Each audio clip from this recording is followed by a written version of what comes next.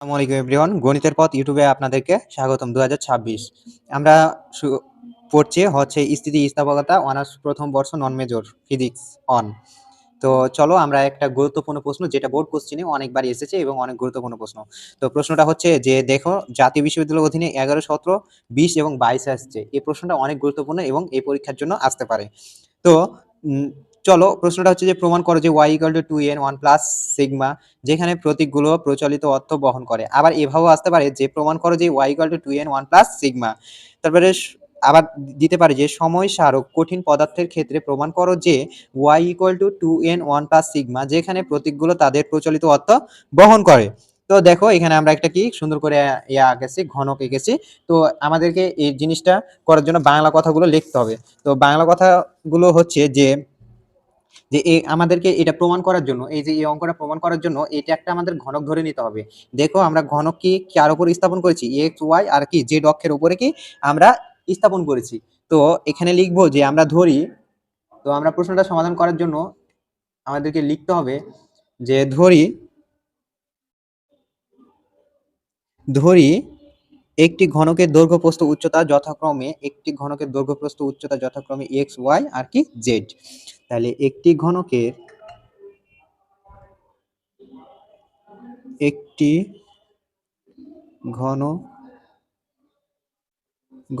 দৈর্ঘ্য প্রস্থ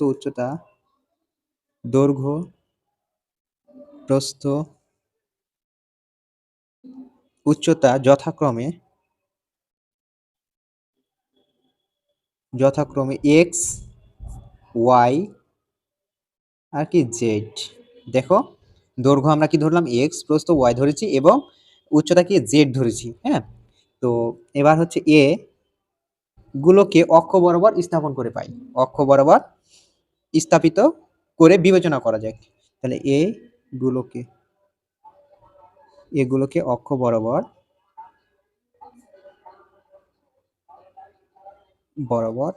স্থাপিত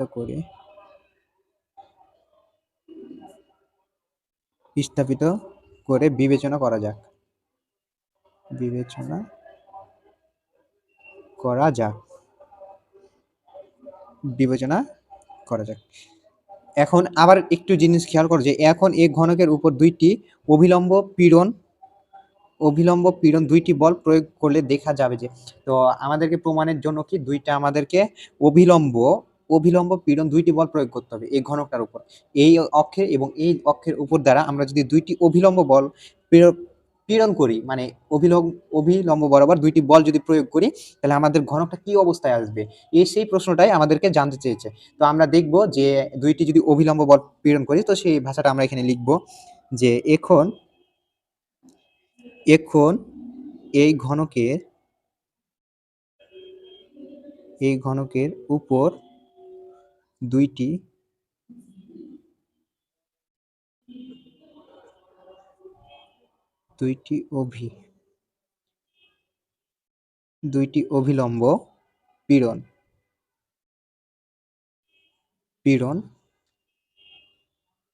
অভিলম্ব পীড়ন দুইটি বল প্রয়োগ করলে দেখা যাবে যে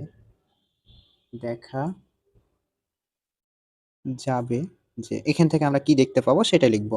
যদি এক্স অক্ষ বরাবর এই যে বল দুইটা প্রয়োগ করলে এক্স অক্ষ বরাবর কি জিনিসটা ঘটবে সেটা আমরা প্রথমে বের করব।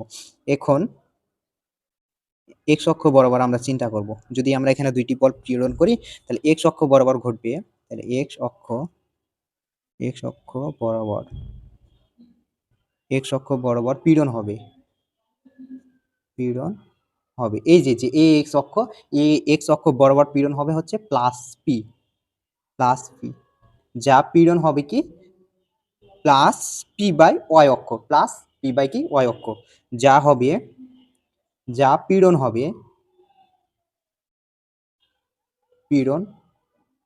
হবে কি প্লাস পি বাই ওয়াই অক্ষে, ওয়াই। হ্যাঁ, আবার এখন যে এই যে এই অক্ষ বরাবর পীড়নটা তো হইলো, তাহলে যে দুইটা আমরা বল প্রয়োগ করছিলাম, তাহলে এই ডিস্টেন্সটা একটু মানে এটা হচ্ছে এইদিকে বা এইদিকে একটু বেঁকে যাবে না? ধরো মনে করো এখানে ২ টা বল প্রয়োগ করছি। আমরা একটা অক্ষের উপর আছে।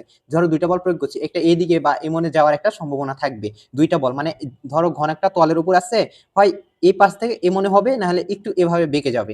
তো এই যে বেঁকে যাওয়ার কারণে আমরা আজ হচ্ছে y ও z অক্ষে বরাবর পীড়ন দেখতে পাবো।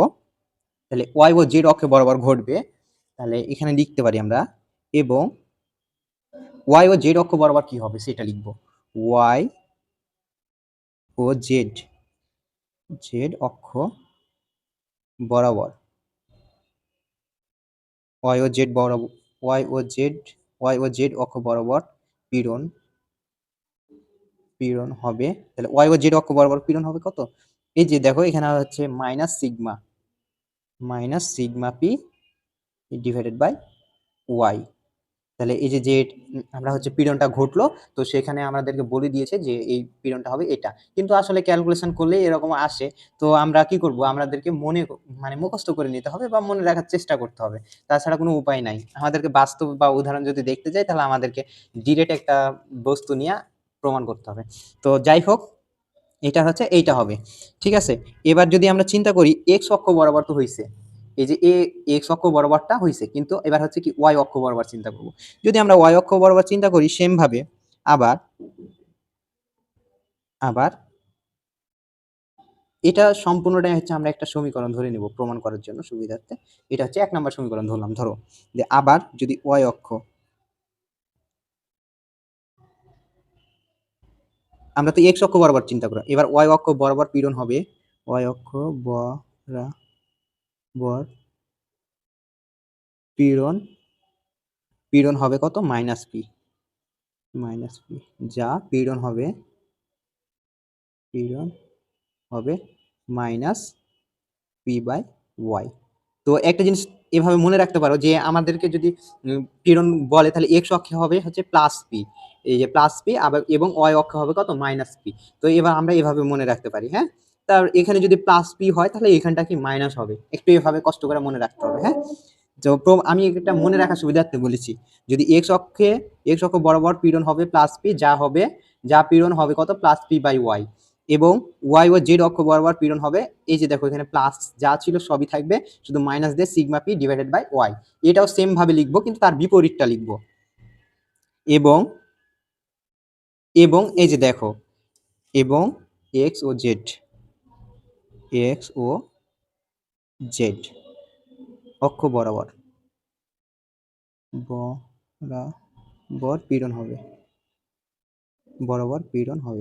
দেখো এক্স ও জেড অক্ষ বরাবর পীড়ন হবে কি? এটা হচ্ছে ধনাত্মক পীড়ন হবে, এইদিকে ধনাত্মক পীড়ন, তো সেটা মনে রাখতে হবে। তাহলে plus sigma P divided by কত? ওয়াই, তো এটা হচ্ছে আমরা হচ্ছে ২ নম্বর সমীকরণ ধরব। এবার হচ্ছে যে আমরা এই দুইটা সমীকরণকে সুন্দর করে তুলনা করব, হ্যাঁ। তো এবার চলো, যে আমরা যে দুইটা সমীকরণ পাইছি, এই যে দুইটা সমীকরণ পাইছি, এই যে, তাহলে ১ ও ২ নং সমীকরণ হতে পাই, এখানে আমরা লিখব ১ ও ২ নং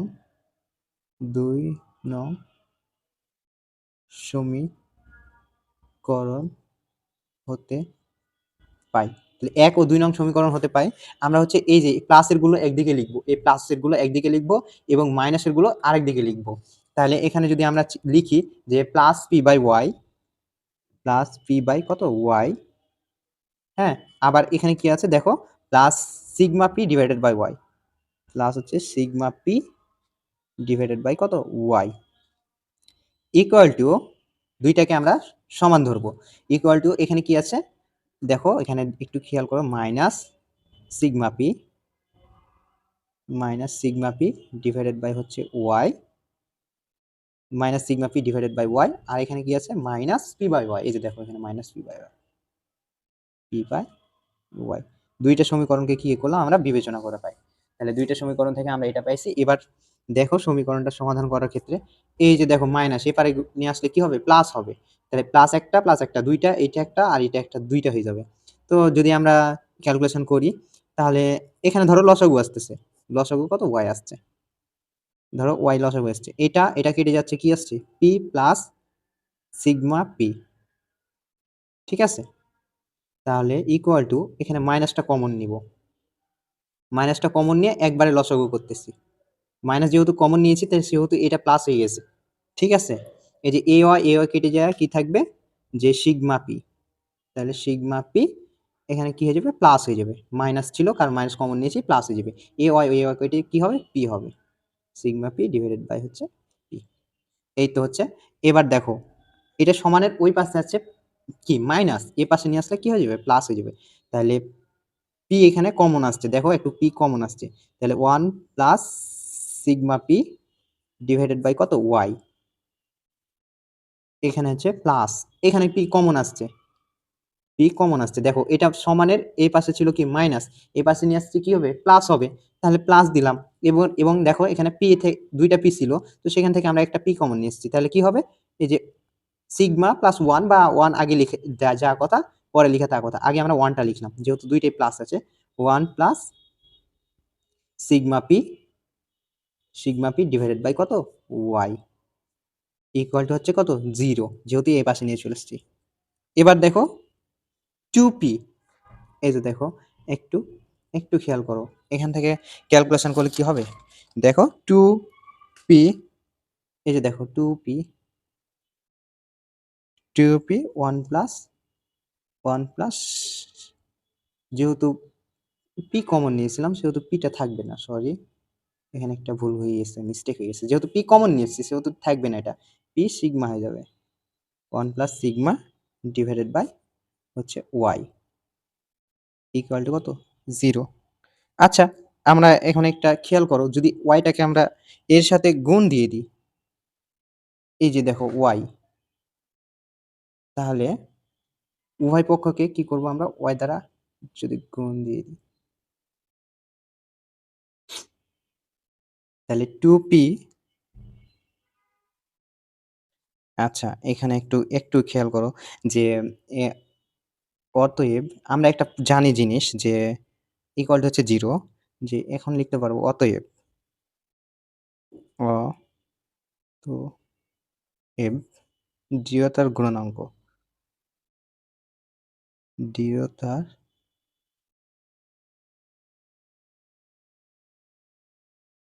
গুণাঙ্ক, দৃঢ়তার গুণাঙ্ক n হলে, দৃঢ়তার গুণাঙ্ক n হলে কীর্তন বিকৃতি, কীর্তন কীর্তন বিকৃতি হবে, কীর্তন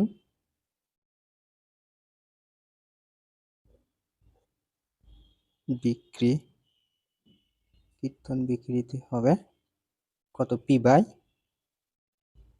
ডিভাইডেড বাই n, হ্যাঁ পি ডিভাইডেড বাই n। তো আমরা হচ্ছে যে এটাকে সমাধান করার জন্য আমরা এখান থেকে লিখতে পারি যে এটা হচ্ছে ধরো আমরা প্রমাণ করার সুবিধার্থে এটা ধরবো 3 নম্বর সমীকরণ এবং এটা 4 নম্বর সমীকরণ, 4 নম্বর সমীকরণ। তো যদি এটা হচ্ছে আমরা জানি এটা হচ্ছে মুখস্থ কথা, হ্যাঁ দৃঢ়তার গুণাঙ্ক n হলে কীর্তন বিকৃতি হবে p বাই n, মানে p বাই n সমান হচ্ছে এইটা, বুঝতে পেরেছো যে দৃঢ়তার গুণাঙ্ক n হলে কীর্তন বিকৃতি হবে এটা সমান এটা। তো আমরা লিখতে পারি এখান থেকে আমরা লিখতে পারি, তাহলে আমরা 3 ও 4 নং সমীকরণ হতে লিখতে পারি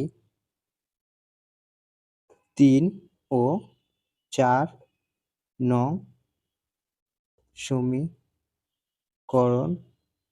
হতে আমরা লিখতে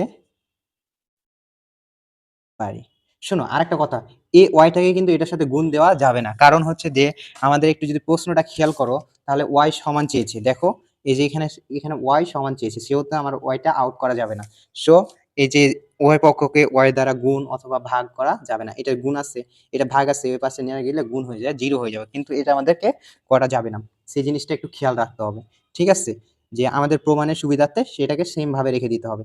তো এবং এটা সমান আবার এইটা কি তুলনা করতে হবে আমাদেরকে, যেরকম এই যে আমরা এই সমীকরণগুলোকে তুলনা করলাম না, যে এই যে ধরো মাইনাসগুলো একদিকে প্লাসগুলো একদিকে যেভাবে লিখলাম, সেম ওয়েতেও আমাদেরকে এই জিনিসটা করতে হবে, এটা সমান এটা করতে হবে।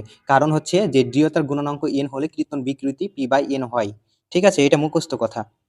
তাহলে এবার হচ্ছে আমরা হচ্ছে যে এটাকে সমাধান করার জন্য একটা সমীকরণ আকারে ধরে নিয়েছি। বুঝতে পেরেছো কি?